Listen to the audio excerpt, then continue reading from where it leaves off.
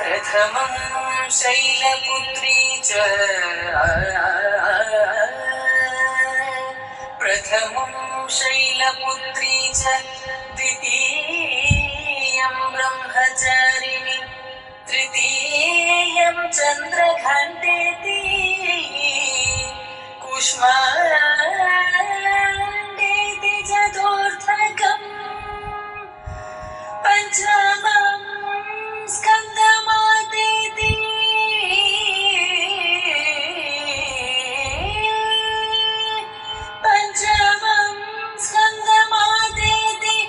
षष्ठं कात्यायनीति च सप्तमं कालरात्रिश्च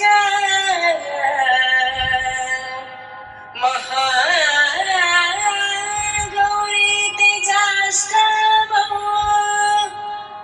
नवमो सिद्धिदात्री च नवदुर्गा प्रकीर्तिताः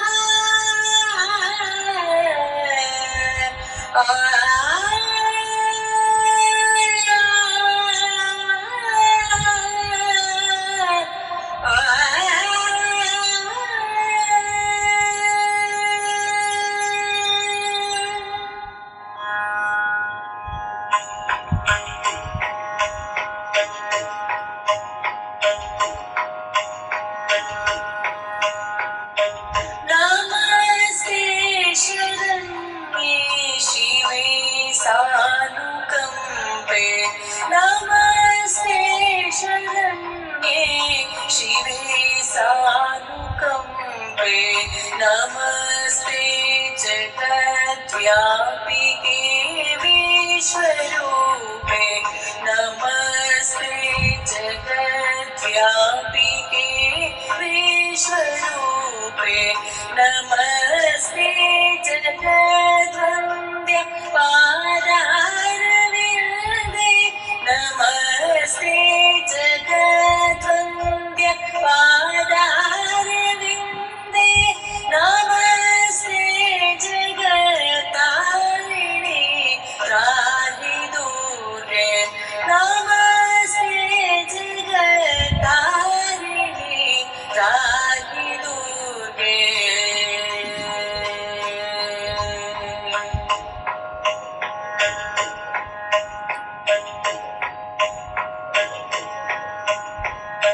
नमस्ते जगच्चिन्त्य मानस्वरूपे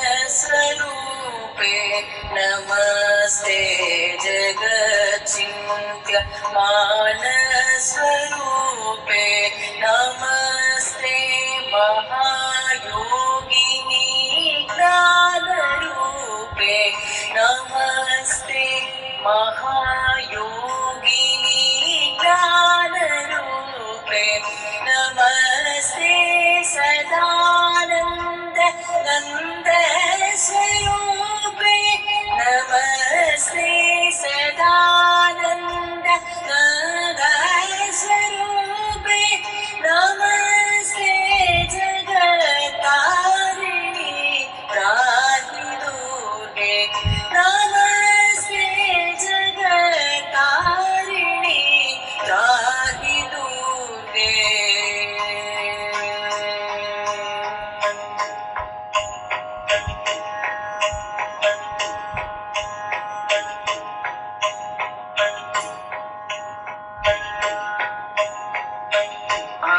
अनाथस्य दीनस्य तृष्णातुरस्य अनाथस्य दीनस्य तृष्णातुरस्य भयार्तस्य भीतस्य पथस्य जन्तो त्वमेका गतिर्देवि निसारदात्री त्वमेका गतिर्देवि निसारदात्री नमस्ते जगत्तारिणि त्राहि दूरे नमस्ते जगत्तारिणि त्राहि दूरे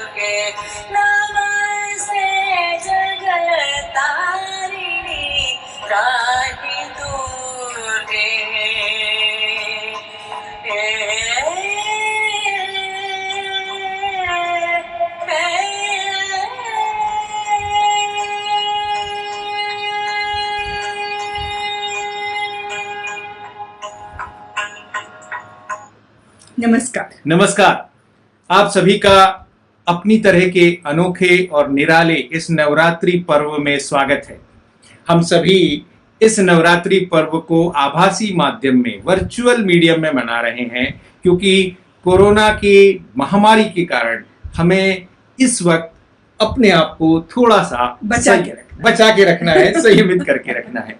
लेकिन इसके बावजूद हम देख रहे हैं कि बहुत सारी बातें जो कहीं ना कहीं हमारी नजर से छूट जाती थी जब हम बड़ा उत्सव मनाते थे, वो सारी बातें कम से कम इस निमित्त हमें ध्यान में आ रही हैं। बिल्कुल। जैसे मालविका जी हमें रोज अलग अलग स्वरूपों की एक अलग कथा सुनाती हैं, उनकी आख्यायिका बताती हैं, महिमा बताती हैं, उनका महत्व भी बताती हैं, और जीवन में, हमारे शरीर में, हमारी पूरी की पूरी परिस्थिति में देवी का वो स्वरूप कहाँ हमें प्रभावित करता है, इसके बारे में भी बताती है।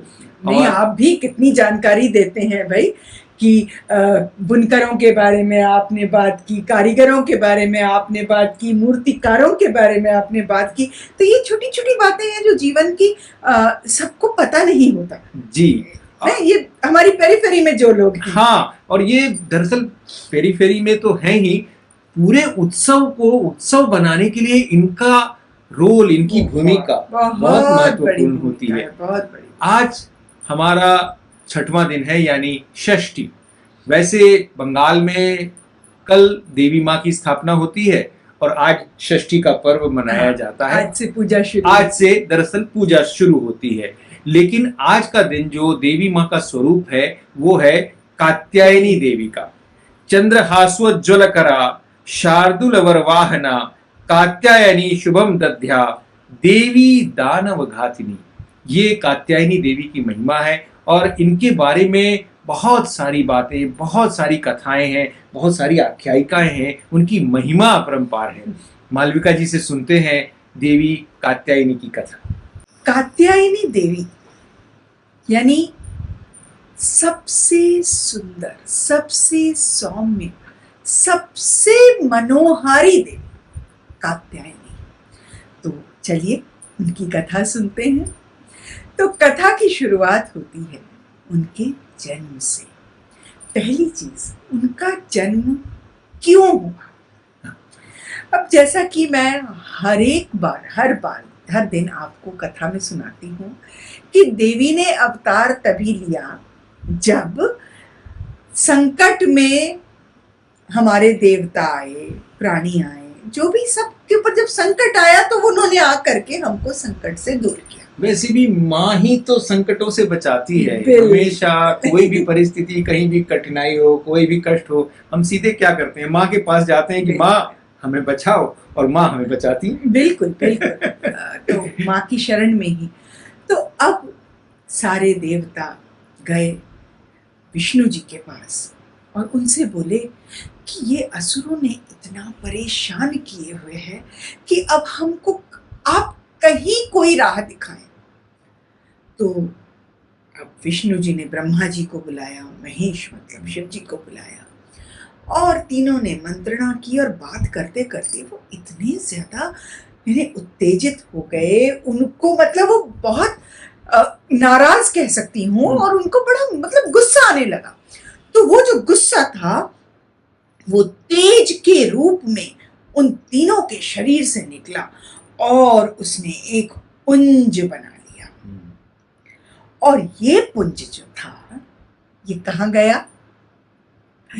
ये बहुत बहुत जरूरी चीज है कि कात्यायन नाम के एक ऋषि थे। उन्हें एक पुत्री का बहुत शौक था। उन्हें लगता था कि मेरे घर में एक पुत्री होनी चाहिए, और उन्होंने बहुत तपस्या की। मतलब आप देखिए कि उस जमाने में भी एक कन्या के लिए लोग कितने लालायित रहते थे, है ना। तो उन्होंने बहुत तपस्या की, और ये जो कात्यायन जो ऋषि थे वो कात्या कुल से थे, उनके पूर्वज उस कुल से थे। तो ये कात्यायन ऋषि ने बहुत तपस्या की कि मुझे एक कन्या का वर दीजिए। तो ये जो पिंड था, ये पिंड आके उनके आश्रम में विराजित हुआ अरे। मेरा, और उसने एक सुंदर सी कन्या, इतनी खूबसूरत, मतलब मैं क्या बोलूं, उनकी जो रूप है ना इतना मनोहारी है कि कोई भी देखे तो मुग्ध हो जाए। जी। तो वो कन्या का रूप लिया, तो इसीलिए उनका नाम हुआ कात्यायनी। कात्यायनी। और यहाँ पे एक चीज और देखिए कि पिता का वंश पुत्री के द्वारा आगे बढ़ा, यानी ये कितनी बड़ी बात है, आप सोच के देखिए उस जमाने की। तो अब ये जो था, अब लड़कियों के बारे में तो कहा ही जाता है कि वो दिन दोनी रात चौगनी चंद्रकलाओं के भांति वो बढ़ती ही जाती है जल्दी जल्दी। तो जब वो अपने बिल्कुल मतलब पूरी यौवन पे जब थी, यानी हर कोई देख के मुग्ध हो जाता था जी। उनको। अब इसी तरफ क्या हुआ, एक असुर था, उसका नाम था महिषासुर। हाँ।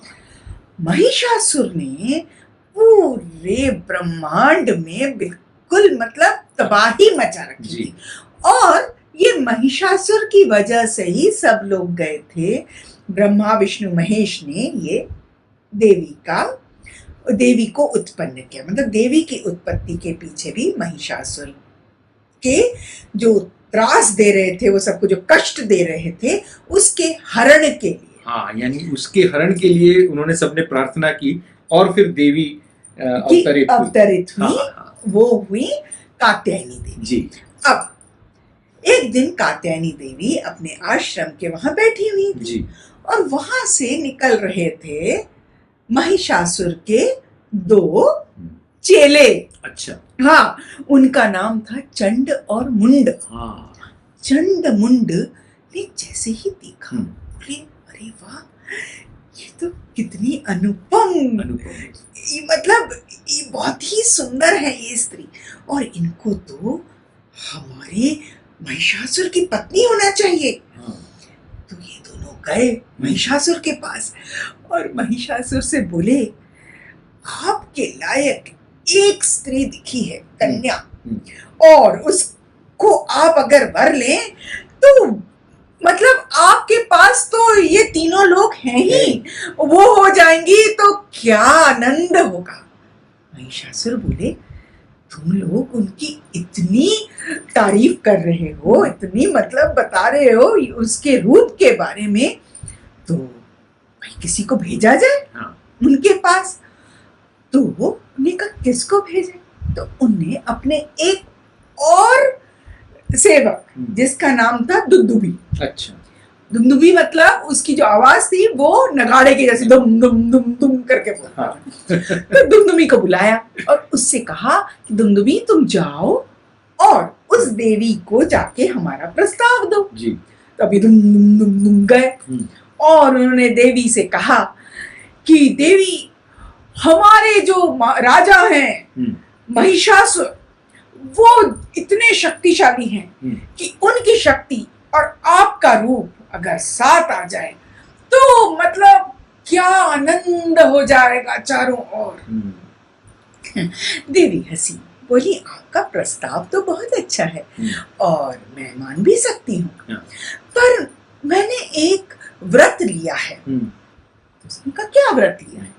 बोली नहीं, मैं उसी से विवाह करूंगी जो मुझे युद्ध में पराजित करे। तो ने सोचा ये कौन सी बड़ी बात है भाई, महिषासुर राक्षस। अच्छा, महिषासुर भी, उसके बारे में भी, महिषासुर जो थे उनके पिता थे रंभ दैत्य थे, और उनकी जो माँ थी वो भैंसा थी, है ना। तो उन दोनों का कॉम्बिनेशन था। उनका शरीर जो उनका महिषासुर, हाँ, महिष का उनका शरीर था और सर जो था वो दैत्य का था जी। तो अब दुंदुभी ने जाकर के कहा और बस युद्ध की तैयारी हो गई। और पता है आपको युद्ध कहाँ हुआ? वो विंध्याचल पर्वत के ऊपर।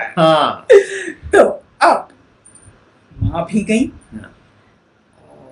और माँ के पास तो सभी देवताओं के अस्त्र शस्त्र सब थे। मैंने पिछली बार भी बताया कि सबने अपनी अपनी चीजें दी। किस शिव जी का त्रिशूल था, ये तलवार थी, वो गदा थी, सब था।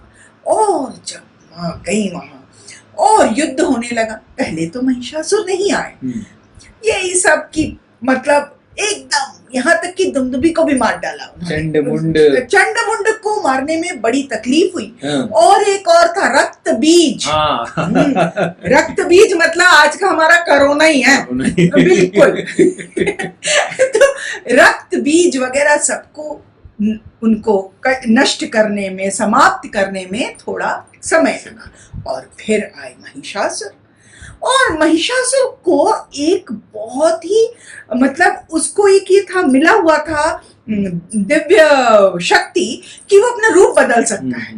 तो वो तरह तरह का रूप बदलने लगा और माँ हर रूप में उसका सर काटे, वो फिर दूसरे रूप में आ जाए। और अंत में उन्होंने लिया महिष का रूप और माँ चढ़ गई उसके ऊपर, वो हिल नहीं पाया। माँ ने अपना पैर उसकी गर्दन पे रखा और वो त्रिशूल लेके और महिषासुर समाप्त हो गए। तो इस तरह माँ ने इस संसार को वो महिषासुर से मुक्त किया, मुक्ति दिलाई। तो ये माँ का जो स्वरूप है ये बड़ा ही खूबसूरत है। अगर आप ऐसे देखें, ये तो मैंने बताया जब वो उनके साथ युद्ध कर रही थी, महिषासुर मर्दिनी भी कहलाई वो इसलिए। तो अगर आप उनको देखेंगे तो उनके 4 हाथ हैं। एक तरफ जो ऊपर जो उनका सीधा हाथ है वो ऊपर अभय मुद्रा में है और वही नीचे जो है राइट हैंड साइड जो है वो वर मुद्रा। मतलब आपको अभयदान भी देती हैं, आपको वरदान भी देती हैं। और उल्टे हाथ में ऊपर कमल का फूल है, नहीं नीचे कमल का फूल है और ऊपर आपको तलवार दिखती।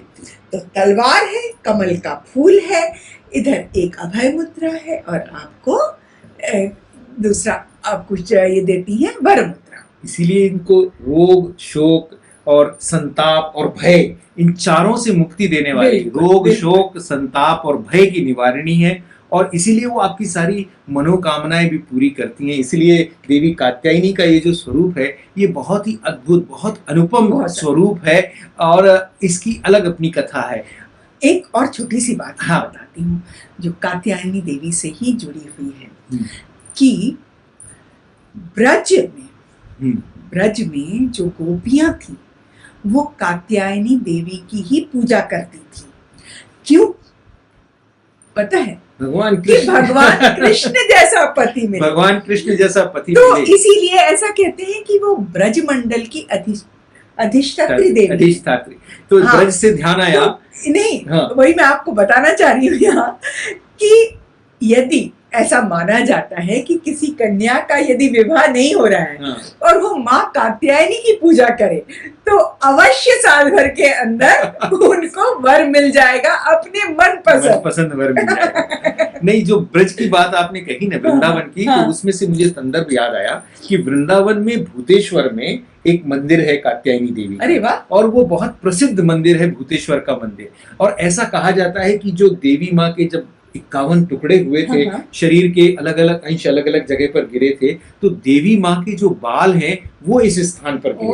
और इसलिए वो जो वृंदावन में कात्यायनी देवी का जो स्थान कहा जाता है वो इसलिए कहा जाता है कि देवी माँ के बाल वहां पर गिरे थे और इसलिए उनकी लीला है। लेकिन कात्यायनी देवी की जो मंदिरों की बात है ना, तो एक और संदर्भ मैं आपको बताता हूँ। खगड़िया बिहार में कात्यायनी देवी का मंदिर है। और खगड़िया बिहार में कात्यायनी देवी का मंदिर क्यों है? क्योंकि ये कोसी नदी के किनारे है।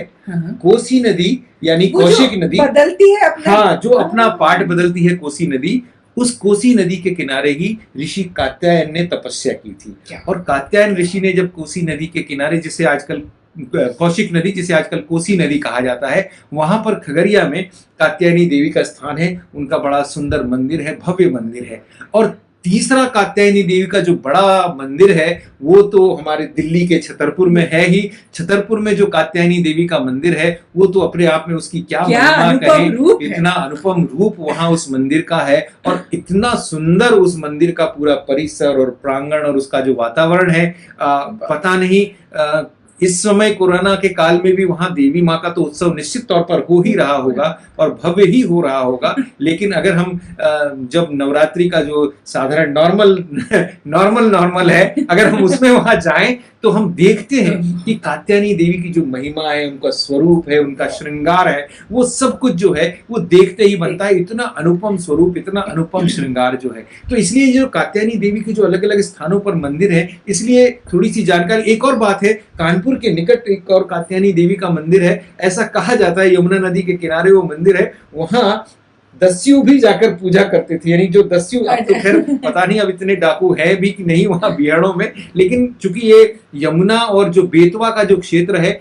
वो अपने बीहड़ों के कारण, रिवाइंस जिसे बोलते हैं, उसके कारण प्रसिद्ध है। और उन रिवाइंस में रहने वाले जो दस्यु हैं, जो डाकू हैं, वो भी कात्यायनी देवी के मंदिर में जाकर अपनी पूजा अर्चना आराधना किया करते थे। तो ये बहुत सारी जो बातें हैं कात्यायनी देवी के संदर्भ में, इसलिए जब भी कात्यायनी देवी का स्वरूप, उनकी जब बात होती है, वो बहुत चमकदार है। मतलब आप कभी देखें तो उनका जो डिस्क्रिप्शन है वो मतलब कि एकदम चमक है, मनमोहक है।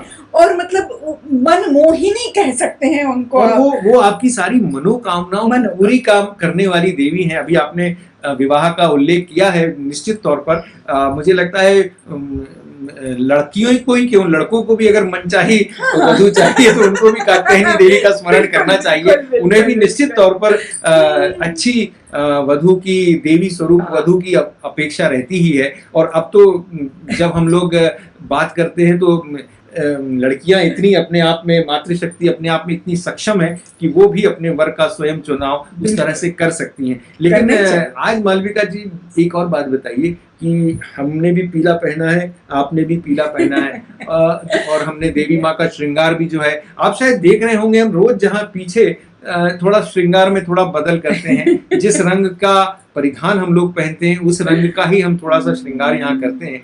उस रंग की भी अपनी महत्ता होती है, वो इसलिए करते हैं। तो मालविका जी थोड़ा हमें उस रंग के बारे में बताइए कि आज पीले रंग का क्या महत्व है। नहीं, पीला रंग तो अपने आप में एक चटक रंग है, चमकदार है, जो आप में आत्मविश्वास देता है, आपको खुशहाली लाता है, सकारात्मकता देता है और आपको शांत रखता है। और इसके साथ ही आपको एक बात और बताऊं कि वैसे तो माँ को लाल रंग बहुत प्रिय है, लाल फूल बहुत प्रिय है, आप उनको वो चढ़ा सकते हैं।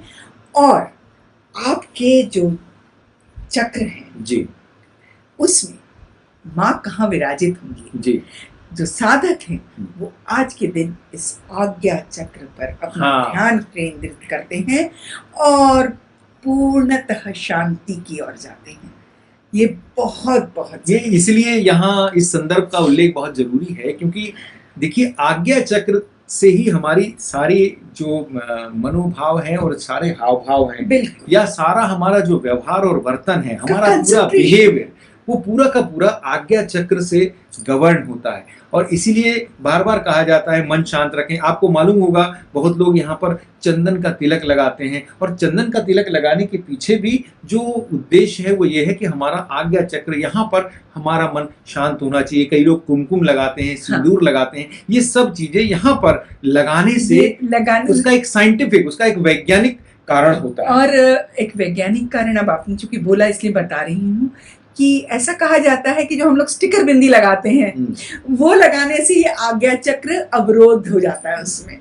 तो आप हमेशा कुछ नेचुरल ही लगाएं पहले। वहाँ स्टिकर बिंदी मतलब जो चिपकी वाली बिंदी होती है। हम में से बहुत सारे लोग जब किसी होटल में जाते हैं जहां पहले कोई लोग रुके रहते हैं तो आप देखते होंगे कि वॉश बेसिन के ऊपर बहुत सारी बिंदियां चिपकी रहती हैं। ट्रेन के भी वॉश बेसिन पर बहुत सारी बिंदियां चिपकी रहती हैं। हमारे आपके घरों में भी आईनों में जगह जगह पर माताएं बहनें जो हैं बिंदियां चिपकाती हैं। उसमें चिपकाने में कोई बुराई नहीं है, लेकिन वैज्ञानिक रूप से भी वो सही नहीं है। आप कोई भी बिंदी लगाएं, जो कुमकुम है, हल्दी है, चंदन है, इस तरह की कोई चीज अगर आप लगाएंगे तो वो जो बिंदी लगाने का जो दरअसल जो वैज्ञानिक प्रभाव आपके ऊपर पड़ना चाहिए वो पड़ता है। और पुरुष भी, हम लोग भी लगाते हैं, सुबह प्रार्थना करते हैं, पूजा करते हैं तो हम लोग चंदन लगाते हैं, कुमकुम लगाते हैं। तो ये सारी चीज़ें जब हमारे जो संस्कृति में, हमारे जो परंपराओं में है, उनकी अपनी जो वैज्ञानिकता है वो अपने आप में अद्भुत है।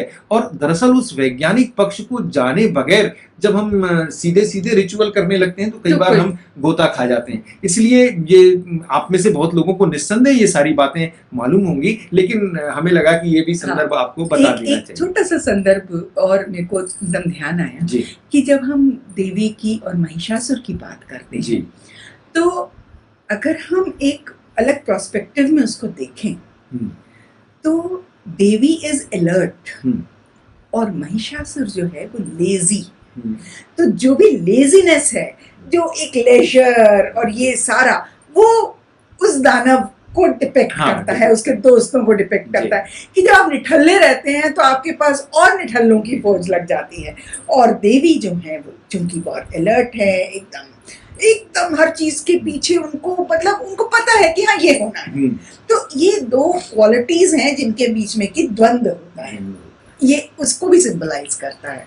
अच्छा मालविका जी, आज है षष्ठी। हाँ। और षष्ठी है, आपने आज व्रत किया है। षष्ठी का व्रत करते हैं संतान के लिए, बच्चों के लिए। व्रत आज हमने भी किया है, गुरुवार है इसलिए, लेकिन आपका व्रत ज्यादा महत्वपूर्ण है क्योंकि आपने संतान के लिए किया है। तो मैं सिर्फ ये जानना चाहता हूँ कि आज के दिन खाने पीने की बात करें तो आपको बुरा तो नहीं लगेगा? नहीं नहीं नहीं, बिल्कुल करिए।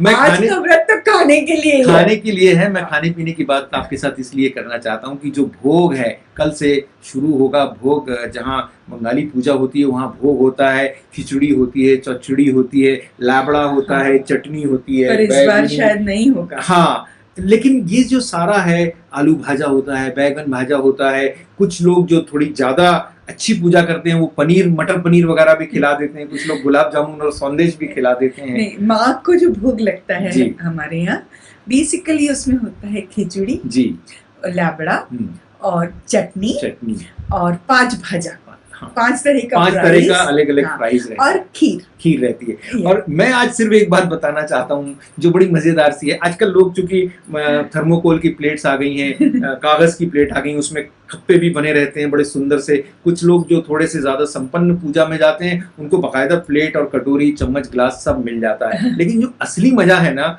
वो एक पत्तल में ये सारी चीजें, थोड़ी सी चटनी खिचड़ी में मिल रही है, खीर भी इधर से दौड़ती चली आ रही है, भाजा थोड़ा सा पिलपिला हो गया है, और वो सब मिला के जब आप खिचड़ी पत्तल में खाते हैं, और पत्तल की भी अपनी अवस्था थोड़ी सी ढुलमुल है, आप दरी पर बैठे हैं, पंगत में बैठे हैं, पानी का ग्लास ढुल रहा है, इन सब का भी जो मजा है वो बहुत सोफिस्टिकेटेड पूजा में, जो लोग टेबल पर बैठ के बाकायदे और पेपर, जो आपके नैपकिन आपको दिए जा रहे हैं, और कई लोग जो है वो मिनरल वाटर की बोतल रखे हुए हैं, उस पूजा में पता नहीं कई बार हमारी बचपन की जो पूजा की यादें हैं वो बड़ी मनोरंजक सी यादें हैं। और कई बार हाँ, पता नहीं वो जो दोना रहता था वो गिर जाए, इसलिए एक सब्जी रहती थी जिसमें वो दोना टिका रहे। जो सब्जी आपको खाना नहीं रहती थी उस सब्जी में आप दोना टिका के रखते ताकि जो तरल पदार्थ है वो इधर उधर ना जाए। तो ये सारी जो मजेदार सी बातें पूजा की हैं, उनको देखकर इस बार लगता है, बुरा भी लगता है कि वो तमाम लोग क्या कर रहे होंगे जिन्हें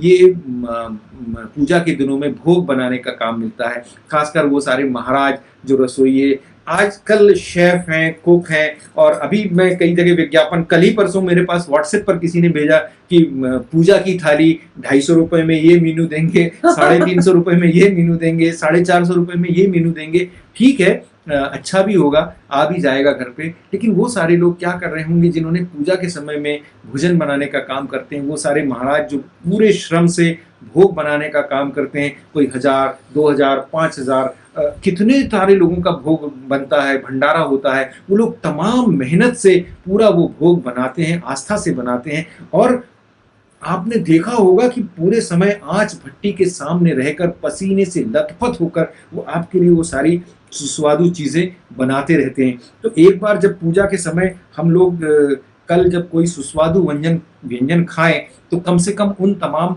महाराजों को, उन सारे लोगों को जो भोग बनाने का काम करते हैं, उन्हें याद कर लीजिए।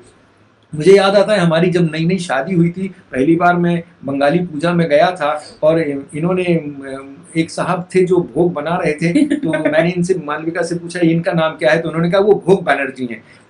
अच्छा, मुझे नहीं मालूम था कि वो भोग बैनर्जी मतलब उनका सही नाम क्या है। अगली बार किसी कारण से वो हमारे घर आए तो मैंने कहा नमस्ते नमस्ते, आइए भोग बैनर्जी साहब। तो मालविका ने मुझे कोहनी मारी और कहा कि अरे उनका नाम असली नाम कुछ और है, पर वो परंपरा से हमारे यहाँ पूजा में भोग बनाते आ रहे हैं, इसलिए उनका असली नाम किसी को ध्यान ही नहीं रहता, भोग बनर्जी ध्यान रहता है। तो मैं ऐसे तमाम भोग बनर्जी लोगों को बहुत आदर से और बहुत श्रद्धा से नमन करता हूँ। इस पूजा में हमें आपकी सच में बहुत याद आ रही है, और काश अगर सब कुछ नॉर्मल होता तो निश्चित तौर पर एक बार फिर हम आपके बनाए हुए उस भोग का आनंद लेते।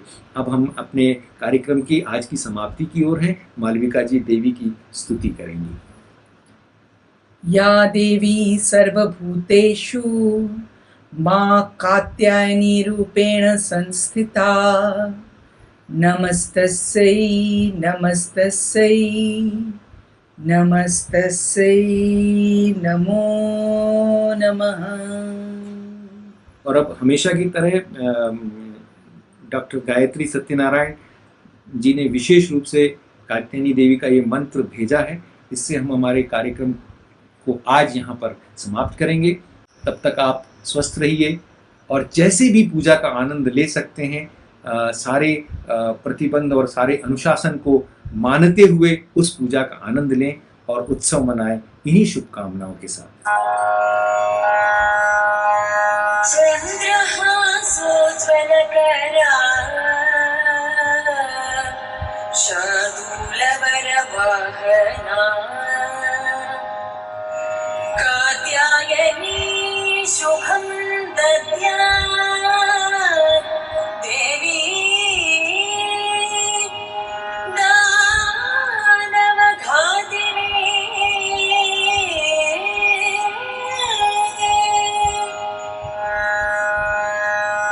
ॐ देवी कात्यायन्यै नमः। ॐ देवी कात्यायन्यै नमः।